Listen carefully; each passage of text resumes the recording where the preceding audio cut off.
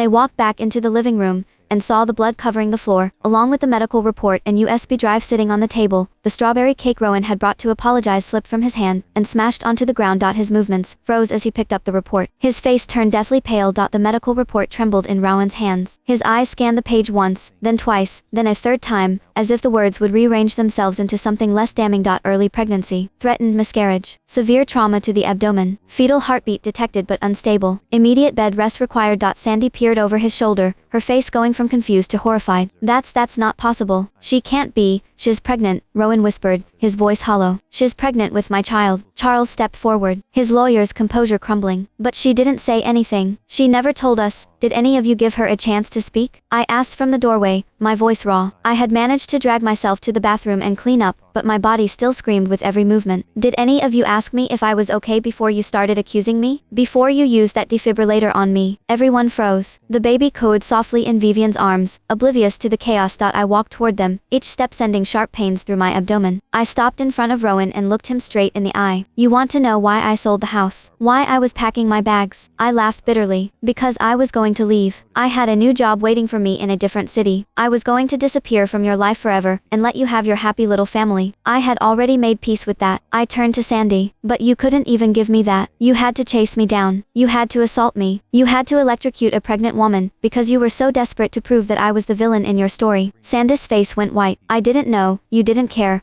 I cut her off. You didn't care about the truth. You just wanted someone to blame. And it was so easy to blame me, wasn't it? The woman who was betrayed by everyone she loved. Vivian stepped forward, her eyes filled with tears. Wiley, I'm so sorry. I didn't mean for any of this to happen. I didn't know you were pregnant. If I had known, I never would have. Wouldn't have what? I snapped. Wouldn't have slept with my fiancé for 3 years? Wouldn't have married him behind my back? Wouldn't have let your family destroy my career? She flinched, clutching the baby tighter. I didn't know you were engaged to him. He told me you were just a friend. He told me you were obsessed with him, and he couldn't get rid of you. I looked at Rowan, the man I had loved for 7 years. The man who had saved my life, who had cared for me, who had made me believe in forever. Is that what you told her? I asked quietly. That I was just some obsessed stalker you couldn't shake off. Rowan's mouth opened, but no words came out. He looked at Vivian, then at me, then at the medical report still clutched in his trembling hands. I didn't. I never meant for it to go this far, he finally managed. Of course you didn't. I said. You never mean for anything to go this far. You just let things happen and then you clean up the mess later. Except this time, you can't clean it up, because I'm not going to let you. I turned to Sandy. You used a defibrillator on me. You assaulted a pregnant woman. I have the bruises to prove it, and I have the medical report to prove the pregnancy was viable before you attacked me. Her eyes widened with panic. Wiley, please. We've been friends for years.